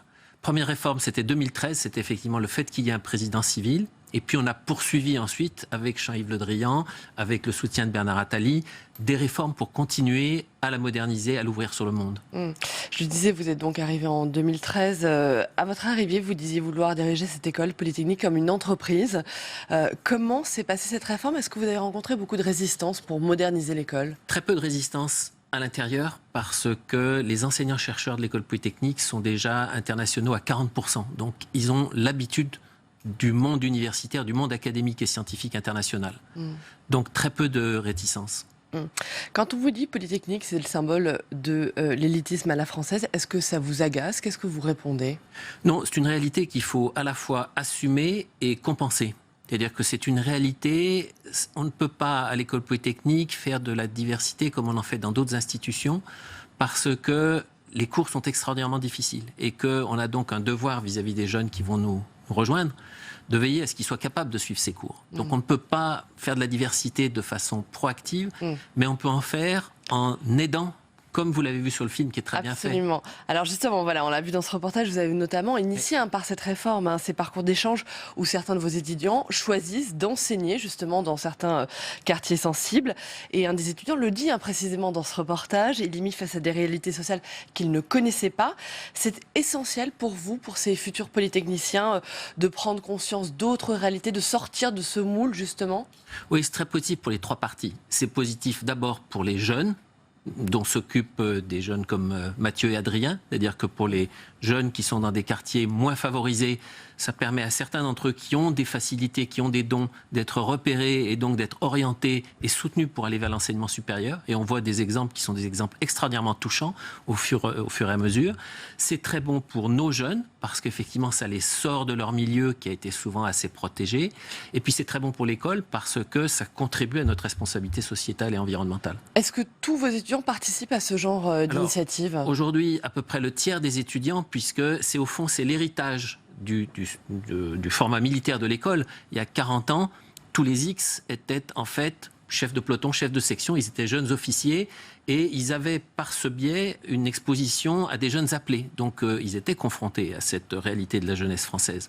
Aujourd'hui, on a encore 2/3 des jeunes qui font leur service dans les armées, mais très souvent dans des positions qui sont plus techniques. Et ceux qui font un stage civil, c'est-à-dire 1/3 d'entre eux, effectivement, ont la chance d'être confrontés à ces situations sociales. Et Jacques Biot, sur le corpus des étudiants, on reproche beaucoup à Polytechnique sa trop faible, justement, diversité sociale. Qu'est-ce que vous faites, vous, concrètement, pour remédier à cela ? Donc, en gros, 5000 jeunes en France sont touchés par nos jeunes polytechniciens. C'est-à-dire des jeunes comme Mathieu et Adrien, qui sont dans les rectorats, qui font du soutien pédagogique et qui vont repérer, qui vont être des ambassadeurs de l'enseignement supérieur et qui vont repérer au sein des quartiers défavorisés des jeunes qui ont une aptitude à suivre de l'enseignement supérieur. Puis après, au plan local, dans l'Essonne, on a 2000 Est-ce que vous jeunes. les accueillez également, ces jeunes? Alors, Est-ce que vous on les pouvez accueille accueillir sur le effectivement. campus de Polytechnique? Donc ça, c'est quelque chose qu'on peut faire de façon plus locale. Mhm. Mais effectivement, on a environ 2000 jeunes de l'Essonne que nous suivons et que nous essayons de faire venir. Donc on a une centaine de jeunes polytechniciens qui sont engagés dans le tutorat. Et on a toute une série de programmes avec des cordées de la réussite qui ont des noms différents. Une grande école, pourquoi pas moi, des choses comme ça. Et qui viennent tous les mercredis à l'école, suivre des cours, à la fois des cours scientifiques, mais aussi des cours sur le savoir-être pour qu'ils apprennent les codes de comment est-ce qu'on réussit dans l'enseignement supérieur. Et aujourd'hui, justement, les polytechniciens, est-ce qu'il y a une certaine diversité dans ce classement de sortie? Est-ce que vous avez réussi à remédier un peu à ces critiques qui vous étaient faites? Il y a une là-dessus? diversité, c'est-à-dire que l'ascenseur social marche toujours. Et on en est toujours extrêmement fiers. Il y a 2 ans, le major de la promotion, qui est quelqu'un qui était venu à Aix-en-Provence aux rencontres économiques, qui a publié un article dans Le Monde, qui est un jeune extraordinairement brillant, était issu d'un milieu très simple de l'Est de la France. Donc l'ascenseur social existe. On cherche à développer le nombre de jeunes qui peuvent nous rejoindre de cette façon-là, grâce à nos ambassadeurs qui vont dans les lycées. Jacques Biot, le fameux classement de sortie à l'issue de l'école, il a été question justement de supprimer ce classement. Finalement, non, il est toujours en place. Classement de sortie, il résulte d'une ordonnance de 1958 et en fait, il résulte du fait que les jeunes qui rentrent dans le service public, et il y en a encore une 60aine par promotion, l'État a diminué son appel aux polytechniciens comme il a diminué son appel aux énarques, mais ces 60 jeunes, ils doivent être sélectionnés par un concours républicain. Donc le concours républicain, il rend nécessaire le maintien du classement de sortie. Vous n'avez pas le sentiment que ça participe justement aux accusations de non-renouvellement des élites françaises? Ça n'est pas une demande de l'école, ça n'est pas une demande des élèves, c'est une obligation légale qui nous est faite. Tous les élèves ne s'y soumettent pas. En gros, vous avez 1/3 de la promotion qui rentre dans le classement et d'autres qui vont vivre des vies d'entrepreneurs sans nécessairement se préoccuper de ce classement. Donc, il n'influe pas beaucoup aujourd'hui sur les comportements. Aujourd'hui, vous assumez le terme d'élite, d'élitisme? Je pense qu'il faut assumer le terme d'élite en mettant les élites au service du pays. C'est ça qui est très important, c'est que n'importe quel pays a besoin d'élites. Je rencontrais à midi un représentant de l'ambassade de Chine. Vous savez que la Chine était très en exergue ces dernières semaines. Tout le gouvernement chinois est fait de gens qui sont des élites intellectuelles et scientifiques de la Chine, des grandes écoles chinoises qui sont nos équivalents, Tsinghua, pour la citer. Donc oui, élite, il en faut, mais il faut qu'elle soit tournée vers le bien du pays. Concernant l'expérience justement qu'on a vue dans le reportage et ce soutien scolaire, est-ce que vous avez eu des retours de ces étudiants qui sont venus justement sur le campus de Polytechnique? Qu'ont-ils tiré de cette expérience? Non seulement des étudiants, mais de leurs familles. Typiquement, on a organisé récemment une opération, enfin c'était l'été dernier, l'automne en fait, une opération pour emmener un certain nombre de jeunes des quartiers défavorisés au sommet du Mont Blanc. Alors la météo ne l'a pas permis, mais on les a emmenés faire des courses en montagne avec les crampons, avec des guides, et puis on a tiré les leçons de tout ça en rentrant à l'école et on a vu les familles. Et je peux vous dire qu'il y a chez les familles une émotion quand elles voient la façon dont on s'est occupé de ces jeunes et dont le contact s'est noué entre leurs enfants qui vont pouvoir effectivement un jour faire des études supérieures, et c'est leur aspiration, et puis nos jeunes qui les ont soutenus, c'est quelque chose de merveilleux. Une dernière question pour beaucoup d'observateurs. Si on réussit à réformer Polytechnique, on réussira à réformer la France. Est-ce que vous croyez en cette remarque? Alors je crois que la France sera réformée. D'ailleurs, c'est ce à quoi je crois. Il y avait eu un rapport parlementaire qui expliquait ça, justement, un rapport sur Polytechnique. Oui, vous savez que la France, elle est en transformation, et Alix, ça fait plusieurs années que nous disons que l'école est en transformation pour s'ouvrir au monde et pour faire en sorte que l'école apporte des solutions aux grands défis qui se posent à la planète. Alors, justement, très rapidement, vous lancez en septembre prochain un nouveau master sur l'intelligence artificielle. L'ensemble des secteurs de l'économie sont aujourd'hui impactés par le développement de ces nouvelles technologies, de l'intelligence artificielle. Justement, c'est la façon dont Polytechnique s'ancre dans le nouveau monde. L'intelligence artificielle, un master là-dessus. L'intelligence artificielle, si vous voulez, c'est le croisement des mathématiques et de la science des ordinateurs, de l'informatique, et puis également la compréhension de ce qu'est l'activité des autres branches. Et ça, c'est vraiment typiquement, c'est de la pluridisciplinarité, avec une forte composante mathématique, une forte composante informatique. C'est ce qu'on sait très bien faire à l'IX. Et donc, si vous voulez résoudre le défi économique, si vous voulez résoudre le défi climatique, vous avez besoin, le défi sanitaire, le défi de la santé, ou le défi sécuritaire, vous avez besoin d'intelligence artificielle. Demain, la transition énergétique, ce sont des maisons intelligentes, des routes intelligentes, des voitures intelligentes. Donc, tout ça, c'est soutenu par l'intelligence artificielle. Très bien, merci. Merci Jacques Biot d'avoir répondu à mes questions. Merci beaucoup. Merci à vous. Merci à vous Jacques Biot, merci Saveria. Le Grand Paris Express ne sera pas à l'heure pour les JO de 2024. La livraison de ce super métro est en partie reportée. Elisabeth Borne, la ministre des Transports, l'a confirmé aux sénateurs en séance. De son côté, la Cour des comptes dénonce un dérapage financier. Audrey Vuettez. La facture prévisionnelle du Grand Paris Express s'envole. Dans un rapport, la Cour des comptes tire la sonnette d'alarme. Le supermétro coûterait en réalité 38,5 milliards d'euros, soit 13 milliards d'euros de plus que ce qui était annoncé en 2013. Les raisons ? Un chantier pharaonique le plus grand d'Europe, avec 200 km de voies, 68 nouvelles gares et un calendrier très serré. Puisqu'en théorie, tout doit être prêt pour les JO 2024. C'était l'une des promesses de la ville de Paris pour obtenir les Jeux. Les engagements pris pour l'obtention de leur organisation ont eu pour effet de concentrer l'attention de la Société du Grand Paris davantage sur le respect des délais que sur celui des coûts. À ce rythme, la dette du projet ne serait remboursée qu'en 2084, insoutenable pour les finances publiques. Alors le gouvernement a pris la main. Mardi, devant le Sénat, la ministre des Transports a tranché. Le projet sera bien mené à son terme, mais pas dans les délais prévus. Des délais très ambitieux ont été annoncés. Des délais dont je ne pense pas qu'on puisse dire qu'ils sont réalistes quand on voit la complexité,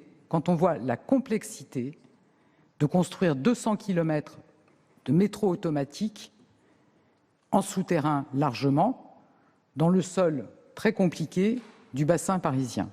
Dans les prochaines semaines, le gouvernement devrait présenter un calendrier plus réaliste donc. D'après les premières fuites, il est très probable que la ligne 17, qui traversera la Seine-Saint-Denis, ne voit pas le jour avant 2025, soit un an après les Jeux.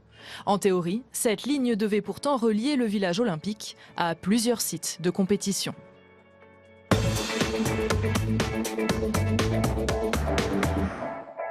Et on ouvre le second débat dans Sénat 360 avec mes invités sur ce plateau. Philippe Dominati, bonjour. Merci d'être avec nous. Vous êtes sénateur Les Républicains de Paris. Fabien Guet également sur ce plateau. Bonjour. Sénateur communiste de Seine-Saint-Denis.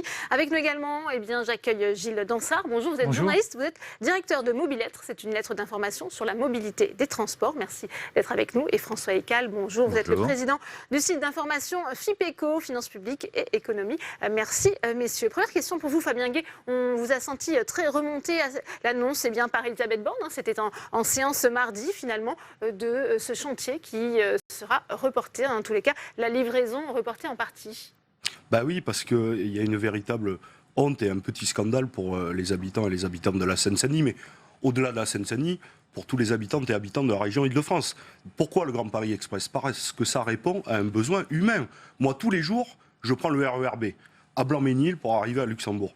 Il n'y se passe pas une seule semaine sans qu'il y ait des retards, des trains supprimés, pour diverses raisons. On le sait, parce qu'on pâtit d'un sous-investissement pendant 30 ans. Et donc, y compris quand on veut se déplacer, par exemple, de Blanc-Ménil à Bobigny, on est obligé de repasser par Paris. C'est des heures perdues, c'est du stress. Le soir, moi je vais chercher mon fils de 3 ans à l'école maternelle, je peux vous dire que les soirs où je dois le chercher, c'est le stress. Il faut obligatoirement que je parte 1 heure et demie avant parce que un jour sur 2, j'ai des retards.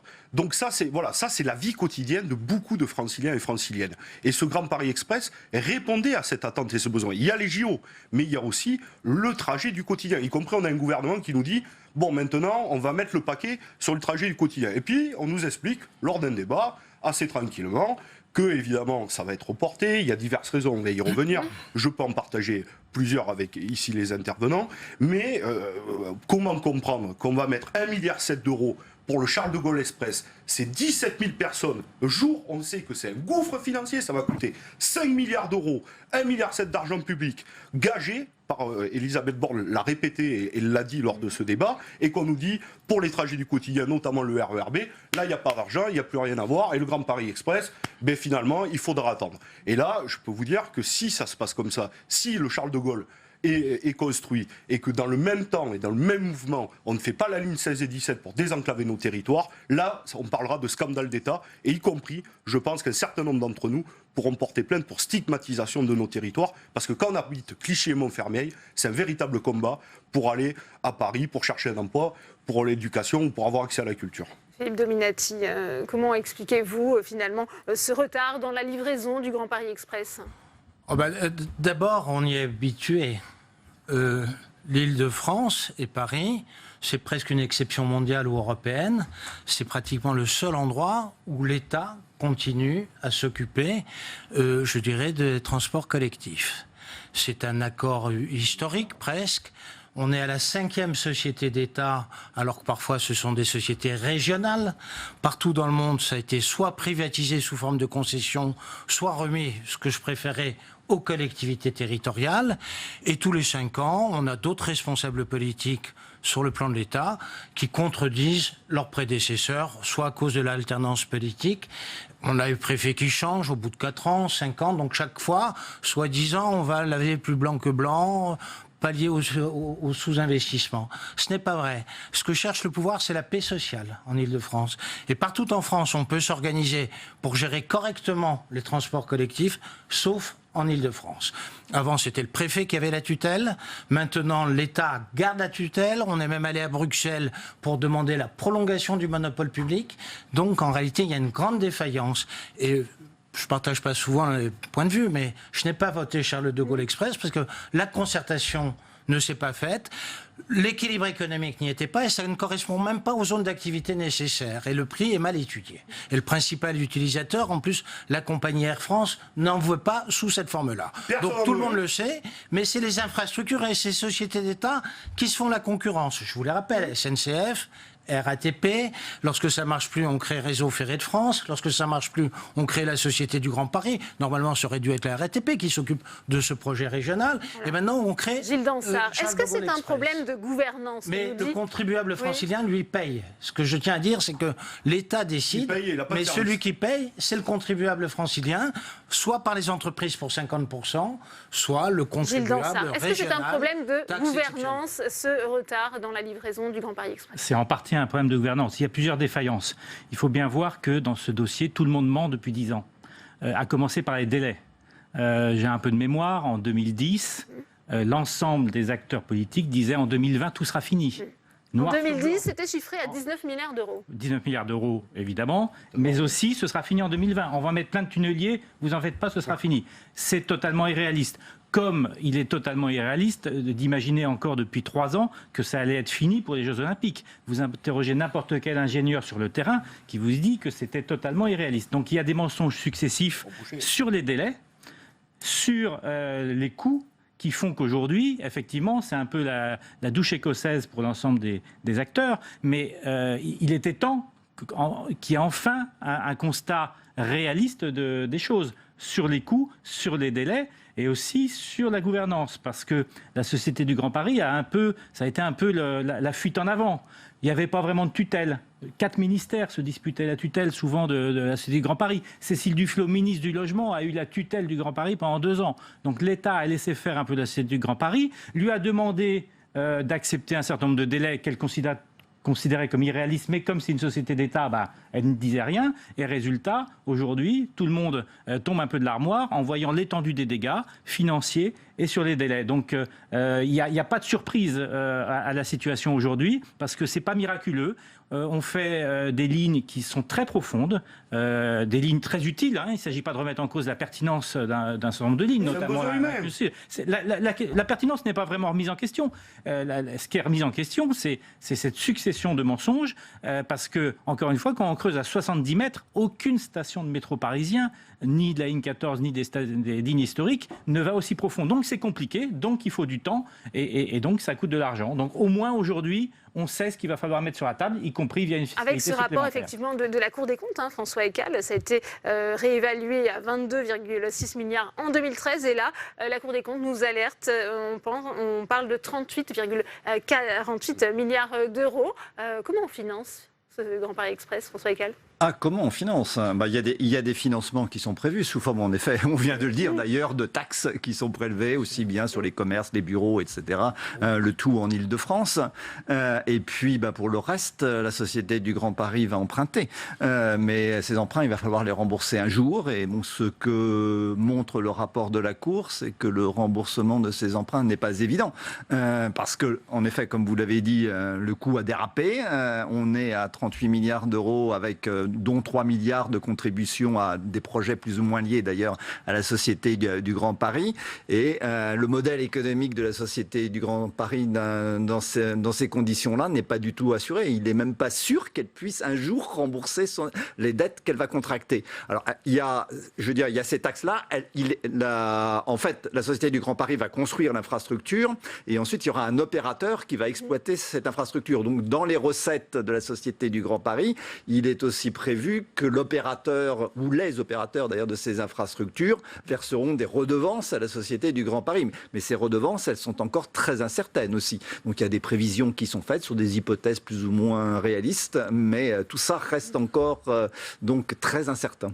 Je voudrais rappeler sur le délai, lorsque ça a été présenté, c'était un projet de 25 milliards, dont 5 milliards en capital revenant de l'État, qui devait revenir de l'industrie automobile, puisque l'État avait prêté de l'argent aux deux grands constructeurs automobiles. L'État n'a pas ramené 1 euro en dehors de sa garantie. Non seulement il n'y a pas eu le capital initial à la société, donc c'était normalement réparti 5 milliards et 20 milliards d'emprunts, et maintenant on a un dérapage de 38 milliards de dettes et pas de capital en face pratiquement. Fabien Guy, on a entendu Elisabeth Borne justifier finalement ce retard. Elle parle de complexité, de problèmes techniques. Est-ce que c'est une raison suffisante ? Est-ce que, sans remettre en cause l'utilité effectivement de ce Grand Paris Express, est-ce que ce n'est pas non plus un chantier pharaonique, un peu trop surdimensionné ? Non, ce n'est pas surdimensionné. Ça, je le redis, ça répond à un besoin humain. Sur les 15 prochaines années, on a déjà des autoroutes et des périphériques saturés.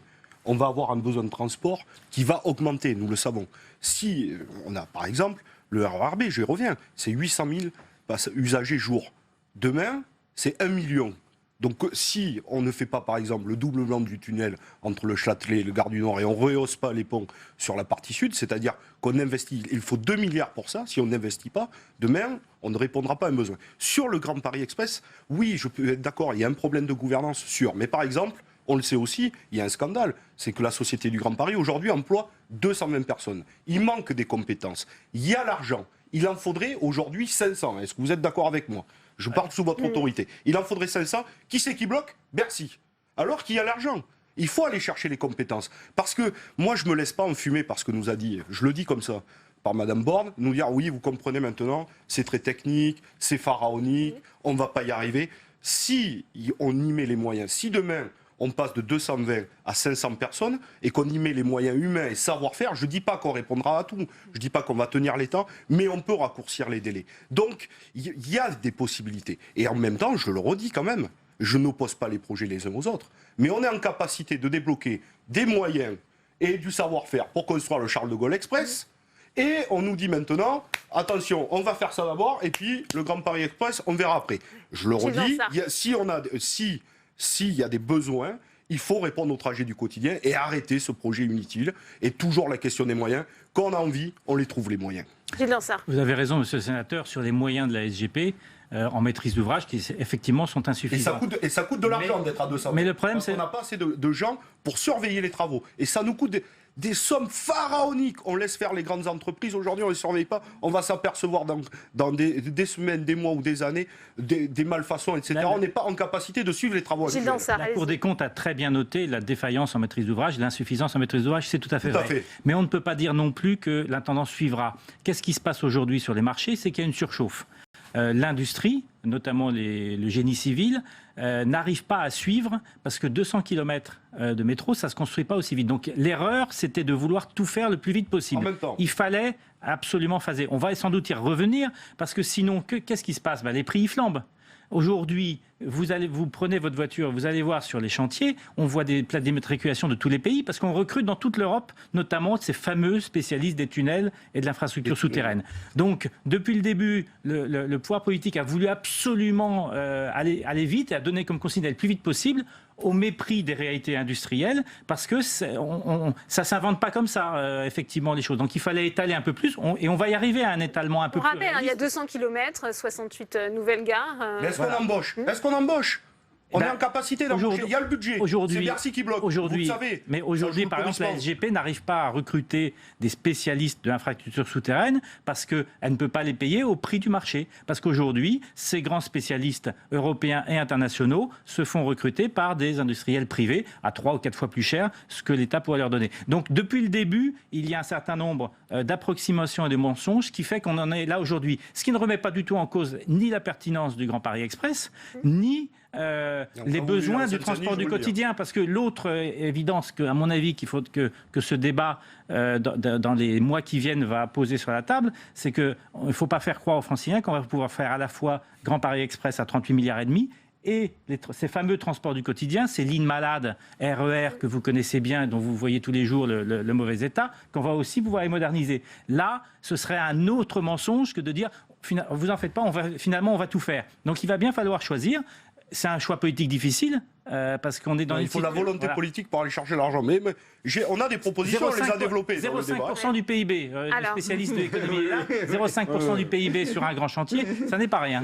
Alors, on va avancer dans ce débat, puisqu'on voit que c'est les deux livraisons, finalement, font râler, notamment le patron de l'organisation des JO, Tony Estanguet, il était auditionné au Sénat, on l'écoute. Nous, dans notre dossier de candidature, on a plutôt mis en avant l'excellent réseau de transport et un certain nombre de programmes qui étaient en cours et qui seraient livrés pour ces Jeux olympiques et paralympiques. Donc c'est sûr que pour nous, ça va être une difficulté forte si certaines lignes, notamment, ne sont pas livrées à temps. On pense à la ligne 17, qui va desservir le territoire du Bourget, notamment, qui est vraiment pour nous un noyau très important de l'organisation de ces Jeux. Donc voilà, comme vous le dites, on a peu d'influence quelque part sur ce sujet.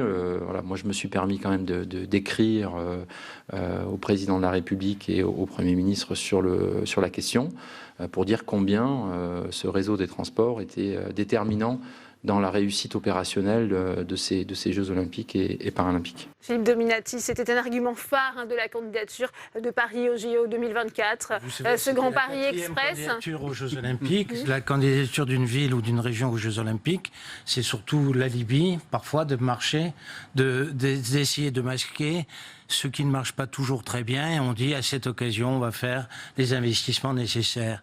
Nous sommes dans la culture de l'emprunt, et la société française, depuis 30 ans, vit sur l'emprunt et en reportant sur les générations suivantes un certain nombre d'efforts. En transport collectif, c'est particulièrement vrai.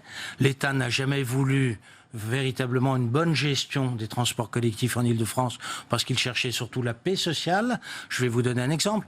Pourquoi ne pas privatiser les bus en surface? C'est pas aussi compliqué que le sous-sol.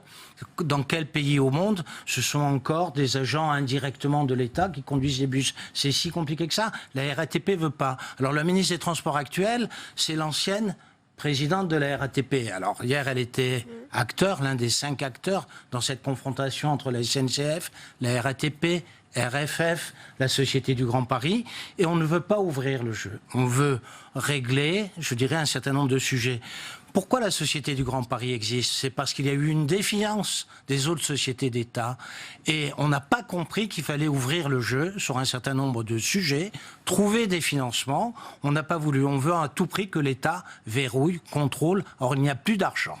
Et il n'y a plus d'argent, alors on fait croire aux gens qu'on trouvera de l'argent facilement par l'emprunt et que les autres suivront. L'augmentation du pass Navigo pour les Parisiens qui payent aussi cette augmentation du pass Navigo parce que ça a été fait par Jean-Paul Huchon, que des engagements de l'État n'ont pas été tenus et qu'on est obligé d'augmenter le pass Navigo, c'est une réalité. Oui, non, enfin, c'était l'ancienne majorité régionale. Pour donner elle avait dit qu'elle augmenterait à chaque pas. fois, on reporte sur les suivants les responsabilités. Donc, effectivement, maintenant, on arrive à une impasse. Au moins, les Jeux Olympiques nous obligent à faire, je dirais, la vérité des projets, ce qui est réalisable ou pas réalisable, dans des délais contraints. Au moins, ça a une bonne chance. C'est une vertu sur ce plan-là. François Eckel. Moi, ce qui m'a frappé en lisant le rapport de la Cour, je ne suis pas un spécialiste de ce projet, mais j'ai vu beaucoup de rapports de la Cour, j'en ai écrit moi-même d'ailleurs sur les projets d'infrastructure. Il y a toujours une dérive des coûts. En moyenne, je pense que c'est de l'ordre de 30%. Là, on est au-dessus, puisque si on retire les 3 milliards de contributions à des travaux un peu annexes, etc., on est passé de 23 milliards en 2013 à 35 milliards maintenant. Donc ça fait à peu près 50% de hausse. Mais surtout, ce qui m'a frappé, c'est qu'en mars dernier, 2017, on était encore à 27 milliards. On est passé de 27 milliards en mars à 35 milliards en octobre. Alors là, comme on l'a dit tout à l'heure, il y a eu un mensonge quelque part. C'est pas possible. Il y a des gens qui savaient au mois de mars que le chiffre qui était sur la place publique était faux. Donc ça m'a... Alors je ne sais pas quelles sont les responsabilités, le rapport de la Cour ne le dit pas. Enfin, il cite en effet un problème de gouvernance, c'est-à-dire que le directoire, manifestement évidemment, le directoire de la société le savait, le conseil de surveillance n'a pas joué son rôle, ou le savait, mais en tout cas n'a rien dit, enfin je ne sais pas ce qui s'est passé, mais ça c'est totalement anormal. Et d'ailleurs tout le monde se renvoie un peu la balle aujourd'hui. Conseil de surveillance, Jean-Yves Le Bouillonnec, président du conseil de surveillance, dit qu'il n'était pas tout à fait au courant de tout. La Cour des comptes dit qu'il n'y a pas de transparence. Donc on est vraiment dans un vrai problème de gouvernance. Et Tony Estanguet dit s'étonner de ne pas voir livrer les lignes à temps. Mais aujourd'hui, on peut établir que seule la ligne 15 Sud pourrait être prête en 2024. Et la ligne 14, le prolongement de la ligne 14 de Saint-Lazare à Saint-Ouen, c'est tout. Donc les lignes 16 et 17 qui doivent notamment servir à la gare du Bourget pour le village média, ça, il ne faut pas y compter pour les JO 2024. Honnêtement, toutes les villes olympiques le savent, il n'y a pas forcément besoin de ces lignes pour les Jeux Olympiques. Les flux sont concentrés sur quelques semaines. Non, mais les Londoniens ont été très intelligents, les Anglais ont été très intelligents. À peine la moitié des infrastructures qu'ils avaient projeté de faire à l'occasion des JO étaient prêtes, mais ils n'avaient pas promis que tout serait prêt. Crossrail, qui est un énorme chantier sous Londres, a été livré 3 ou 4 ans après les Jeux Olympiques, mais ils n'avaient pas dit que ce serait prêt pour les Jeux Olympiques. Nous, jusqu'au bout, on a voulu tenir sur un mensonge.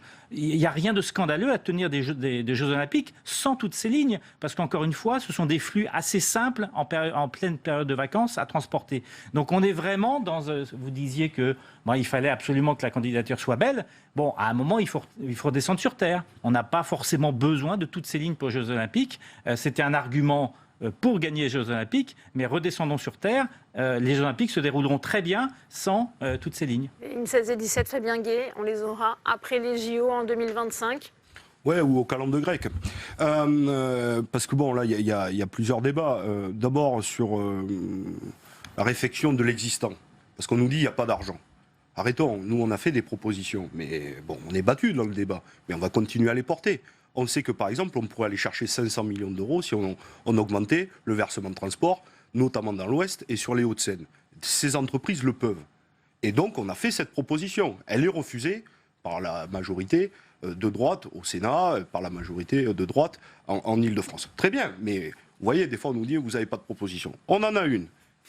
Est-ce qu'on l'étudie? Et de toute façon, on y viendra, on sera obligé, Parce qu'aujourd'hui, mais vous avez raison, c'est pas que les Parisiens qui payent la hausse du pass Navigo, c'est l'ensemble de l'Île-de-France. Nous aussi, en Seine-Saint-Denis, on paye. C'est moins... Non, mais moi j'ai une fiscalité régionale, vous dites je vais pêcher chez le voisin, je vais pénaliser les entreprises du voisin. Non, les miennes, on n'y touche pas, mais celle du voisin, on va aller chercher dans la fiscalité. Non, justement, c'est le défaut de ces dernières années. C'est contribuer à la hauteur de chacun ce qu'il peut. Capoter le système. Vous savez qu'on a un déséquilibre entre l'Ouest et l'Est quand même, en Île-de-France. Bien sûr qu'il y a un déséquilibre. Donc à partir de là, il faut le rétablir. Ça s'appelle la justice et l'égalité républicaine. Tous les Français. Et ensuite, attendez, je finis juste une phrase sur la ligne 16 et 17. Évidemment que c'est pour les JO, mais c'est surtout aussi pour les habitants et les habitantes. Ça répond à un besoin humain.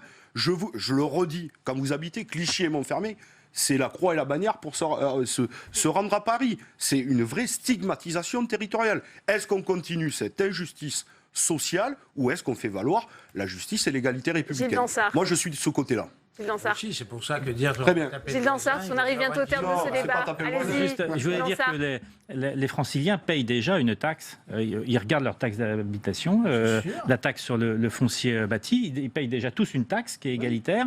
Et Gilles Carrez, votre collègue parlementaire, a proposé de monter à 700 millions par an parce qu'il faut bien financer tout ça. Il va falloir prendre des décisions parce qu'effectivement, sinon, il y aura un problème. Ce sera le mot de la fin. François Eckhall, très rapidement. Il faut s'attendre à une hausse de la fiscalité.